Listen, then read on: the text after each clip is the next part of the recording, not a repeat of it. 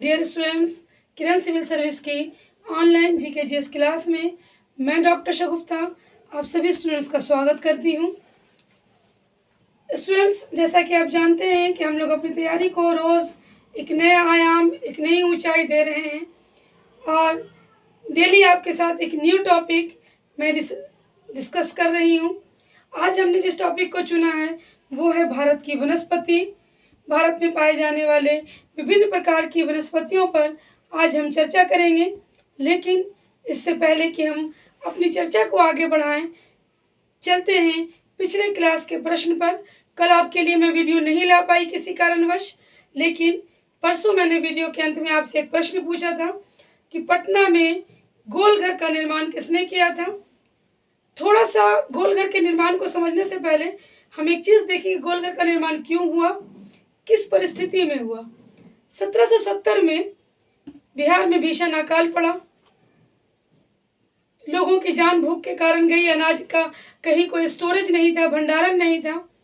उस समय के वायसराय वॉरेन हेस्टिंग ने निर्णय लिया पटना में एक ऐसे अनाज गोडाउन को बनाने का जिसमें लंबे समय तक अनाज को बड़ी मात्रा में स्टोरेज करके रखा जा सके। और इसके लिए 1784 में जो उस समय एक वास्तुकार थे जिनका नाम था जॉन गॉस्ट्रिन, उन्होंने पटना में गोलघर की नींव रखी, गोलघर बनाने का काम किया। गोलघर बनने में कुल 30 महीना लगा। गोलघर का जो परिधि है, नीचे का जो धरातल है, वो लगभग 125 मीटर है और उसकी ऊंचाई मीटर में यदि हम देखें तो 29 मीटर और फीट में देखें तो 95 फीट है। गोलघर में एक भी पिलर नहीं है। इसकी दीवारें मोटी बनाकर चारों ओर से इसे गोल कमरे का शेप दिया गया। पहले ऊपर में होल हुआ करता था, लेकिन अब उस होल को बंद कर दिया गया है। गोलघर में कुल चढ़ने के लिए 145 सीढ़ियां हैं। गोलघर 30 महीने की मेहनत के बाद 20 जुलाई 1786 में बनकर तैयार हुआ और तब से ये एक अनाज की गोडाउन के रूप में पटना में स्थित है। और पटना के एक ऐतिहासिक धरोहर के रूप में भी हम गोलघर को देखते हैं। बचपन में बच्चे जब अपने माता पिता या स्कूल के साथ या स्कूल के टूर पर पटना आते हैं तो बड़ी उत्साह होती है गोलघर को देखने की। पटना में गोलघर के निकट अब लेजर शो के द्वारा भी पटना का इतिहास बताने की कोशिश की जाती है। गोलघर जो कि बिहार और पटना का एक ऐतिहासिक स्थल है, उसके वास्तुकार जॉन गॉस्ट्रिन थे। तो ये था पिछले प्रश्न का उत्तर। आज का प्रश्न मैं आपसे वीडियो के अंत में पूछूंगी, तो वीडियो में अंत तक बने रहें और आइए देखते हैं भारत के वनस्पतियों को। डियर स्टूडेंट्स, जैसा कि मैंने अभी आपको बताया कि आज हम ज्योग्राफी में, भूगोल में जिस टॉपिक को करने जा रहे हैं वो टॉपिक है प्राकृतिक वनस्पति। प्राकृतिक वनस्पति हम लोग आज पढ़ने वाले हैं भारतीय भूगोल के संदर्भ में, यानी भारत में कितने प्रकार की वनस्पति पाई जाती है, किस क्षेत्र में कौन सी वनस्पति है, कौन सी वनस्पति के लिए कितनी वर्षा उपयुक्त होती है और किस क्षेत्र में किस वनस्पति के अंतर्गत मुख्य रूप से कौन कौन से वृक्ष आते हैं। सबसे पहले समझने की ज़रूरत जो है वो ये है कि वनस्पति को प्रभावित कौन करता है, किसके कारण वनस्पतियों में अलग अलग क्षेत्र में हमको अलग अलग बदलाव देखने को मिलता है। तो देखिए, भारत में जो प्राकृतिक वनस्पति है इसको प्रभावित करता है जलवायु, मिट्टी और भू आकृति। जलवायु, मिट्टी और भू आकृति के कारण ही अलग अलग क्षेत्रों में अलग अलग प्रकार की वनस्पति पाई जाती है। अगर हम इसे कई श्रेणियों में बांट कर देखें तो ज़्यादा आसान होगा। जैसे उष्णकटिबंधीय चिरहरित वनस्पति, उष्णकटिबंधीय आर्द्र मानसूनी वनस्पति, उष्णकटिबंधीय शुष्क मानसूनी वनस्पति, मरुस्थलीय वनस्पति और ज्वारीय वनस्पति, और सबसे अंत में पर्वतीय वनस्पति, मॉन्टेनिक वेजिटेशन। तो इस तरह से हम लोग वनस्पति को कई भागों में विभक्त करते हैं। आइए हम एक एक करके देखते हैं कि किस वनस्पति में कौन से वृक्ष हैं और भारत में उनका विस्तार कहाँ से कहाँ तक है। सबसे पहले हम tropical wet and evergreen forest यानी उष्णकटिबंधीय चिरहरित वनस्पति को लेते हैं। जिन क्षेत्रों में वर्षा 200 सेंटीमीटर से अधिक होती है वहाँ ये वनस्पति पाए जाते हैं, जैसे उत्तर पूर्वी भारत, नीलगिरी की पहाड़ियाँ, पश्चिमी घाट, पर्वत का पश्चिमी ढाल, अंडमान एवं निकोबार द्वीप। अब इन जिन क्षेत्रों को देख रहे हैं यहाँ वर्षा 200 सेंटीमीटर से अधिक होती है। एक बार फिर से जगह को देखें, उत्तर पूर्वी भारत यानी कि उत्तर पूर्व का भारत जो आपको नागालैंड, मेघालय, त्रिपुरा का क्षेत्र है, नीलगिरी की पहाड़ियाँ, पश्चिमी घाट, पर्वत का पश्चिमी ढाल, अंडमान एवं निकोबार द्वीप, ये वो क्षेत्र है जहाँ उष्णकटिबंधीय चिरहरित वन पाए जाते हैं। अब बात आती है कि इन वनों में सबसे अधिक कौन से वृक्ष उगते हैं। तो प्रमुख रूप से रबर, महोगनी, आबनूस, आयरनवुड, ताड़, बांस, बेत, सिनकोना और रोजवुड ये मुख्य वृक्ष हैं जो उष्णकटिबंधीय चिरहरित वनस्पति में पाए जाते हैं। आप एक बार फिर से देख लें, रबर का वृक्ष, महोगनी, आबनूस, आयरनवुड, ताड़, बांस, बेत, सिनकोना और रोजवुड इस क्षेत्र में उगने वाले प्रमुख वृक्ष हैं।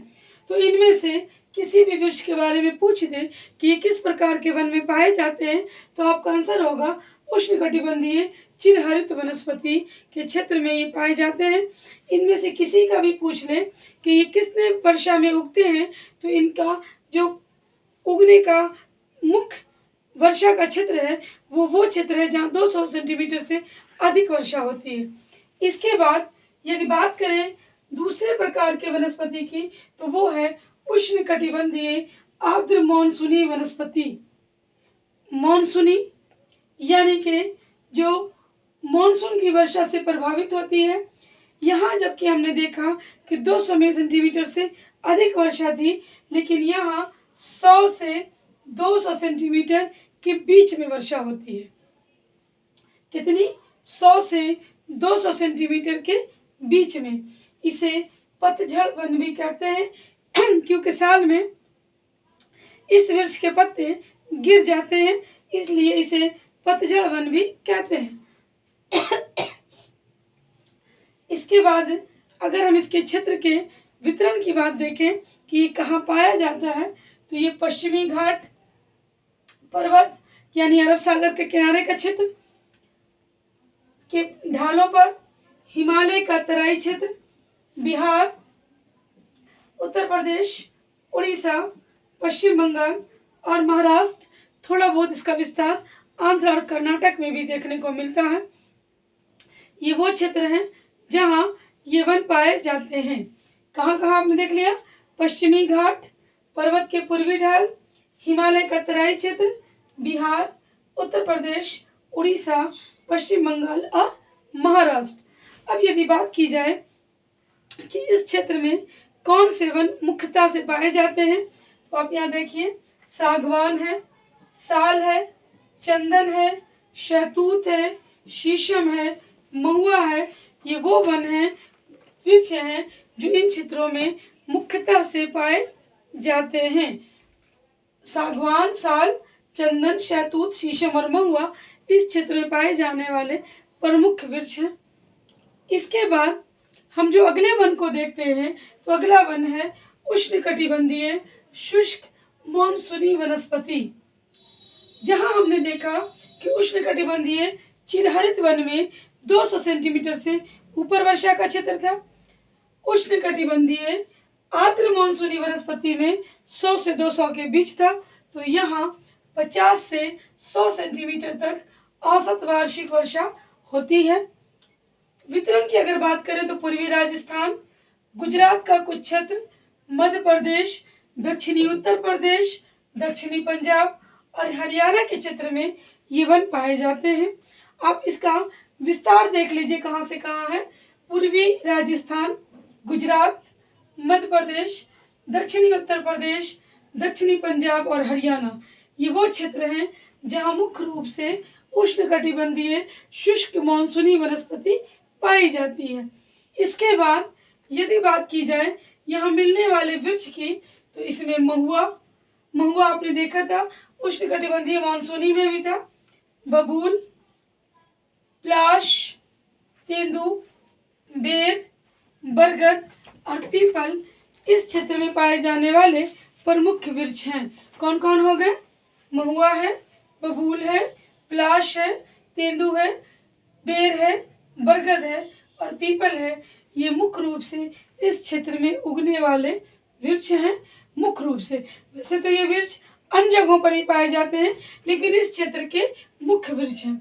इसके बाद यदि हम बात करें तो अगला है मरुस्थलीय वनस्पति, यानी डिजर्ट वेजिटेशन।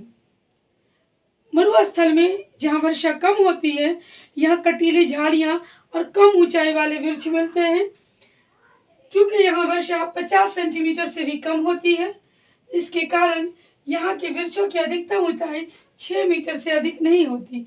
मैंने पहले कहा यहाँ कटीली झाड़ियाँ और कम ऊंचाई वाले वृक्ष उगते हैं, क्योंकि मिट्टी में नमी की मात्रा कम होती है। इसका वितरण राजस्थान में है, क्योंकि बात मरुस्थलीय है। गुजरात का कुछ क्षेत्र है और पश्चिमी घाट है, जहाँ मुख्य रूप से मरुस्थलीय वनस्पति यानी कि डिजर्ट वेजिटेशन पाए जाते हैं। अगर वृक्ष की बात की जाए तो कटीली झाड़ियों के तौर पर खजूर, नागफनी और बबूल के वृक्ष यहाँ पाए जाते हैं। खजूर, नागफनी और बबूल के वृक्ष इस क्षेत्र में मुख्यतः उगते हैं। अब यदि बात करें अगले वन की, तो अगला वन ज्वारीय वनस्पति है, जिसे टाइडल वेजिटेशन कहते हैं। ज्वार से ही पता चल रहा है कि इसका विस्तार नदी और डेल्टा के क्षेत्र में होता है। तो आप देख सकते हैं कि समुद्र तट में तथा डेल्टाई भाग में इसका विस्तार है। अगर डेल्टाई भाग की बात करें तो गंगा ब्रह्मपुत्र का डेल्टा, महानदी कृष्णा, गोदावरी, कावेरी आदि नदियों के डेल्टा में ये ज्वारीय वनस्पति पाई जाती है। इसमें मैंग्रोव सबसे लंबा विस्तार मैंग्रोव वन का, नारियल के वृक्ष, सुंदरी के वृक्ष, ताड़, बेत और बांस मुख्य रूप से इन वनस्पति क्षेत्र के वृक्ष में आते हैं। कौन कौन हो गया? मैंग्रोव है, नारियल है, सुंदरी है, ताड़ है, बेत है, बांस है। तो ये समुद्र के तट और डेल्टाई भाग में, क्योंकि इनको ज़्यादा नमी की और ज़्यादा पानी की ज़रूरत होती है, तो ये ज्वारीय वनस्पति के अंतर्गत आते हैं। इसमें भी सबसे ज़्यादा विस्तार मैंग्रोव वन का है। मैंग्रोव वन का विस्तार पश्चिमी घाट से लेकर पूर्वी घाट तक पूरा कवरिंग करता है। वन नीति रिपोर्ट 2021 के अनुसार सबसे ज़्यादा विस्तार मैंग्रोव वन के क्षेत्र में ही हुआ है।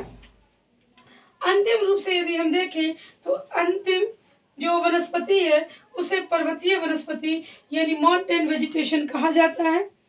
पर्वतीय वनस्पति ये मुख्यतः हिमालय के क्षेत्रों में पाया जाता है, क्योंकि पर्वतीय वनस्पति का विस्तार मुख्य रूप से हिमालय के क्षेत्रों में है। इसे कोनाधारी वन या अल्पाइन वन के नाम से भी जाना जाता है। इन वृक्षों की पत्तियां नुकीली होती हैं, इसीलिए इन्हें कोनाधारी वन भी कहा जाता है। इनमें ओक, चेस्टनट, मैपल, देवदार, फर, पाइन जैसे वृक्ष प्रमुखता से पाए जाते हैं। तो आपने देखा कि भारत में मुख्य रूप से 6 प्रकार के वनस्पतियों का विस्तार है। उष्णकटिबंधीय चिरहरित, उष्णकटिबंधीय आर्द्र मानसूनी, उष्णकटिबंधीय शुष्क मानसूनी, मरुस्थलीय वनस्पति, उसके बाद ज्वारीय वनस्पति और अंत में पर्वतीय वनस्पति। तो इस तरह से हमने देख लिया कि भारत में कितने प्रकार की वनस्पति पाई जाती है। आप लोग इसको, मैं हट जाती हूँ, एक बार स्क्रीनशॉट कर लें और हो सके तो एक नोट्स बनाकर रख लें, आपको आगे फ्यूचर में आसानी होगी। चलिए अब बारी है आज के डोज की। समझ गए होंगे आप लोग, खुद समझदार हैं कि डोज क्या हुआ, यानी आज के प्रश्न की। आज का प्रश्न हमारा आपसे जो है बहुत ही जेन्युइन प्रश्न है, अक्सर एग्जाम में दिखाई भी दिया है। राजा राम मोहन राय को राजा की उपाधि किसने दी थी? प्रश्न क्या है? राजा राम मोहन राय को राजा की उपाधि किसने दी थी? आपको अपने उत्तर कमेंट करके हमें बताने हैं। आपको मैं सही उत्तर कल के वीडियो में बताऊंगी कि इसका सही उत्तर क्या होगा। जब तक आपके लिए लाइन खुला है, आप कमेंट करते रहें और देखें हैं कि कितने स्टूडेंट सही आंसर कर पाते हैं। यदि वीडियो अच्छा लगा तो लाइक करें, शेयर करें और चैनल पर न्यू हैं तो सब्सक्राइब करें। Bye bye.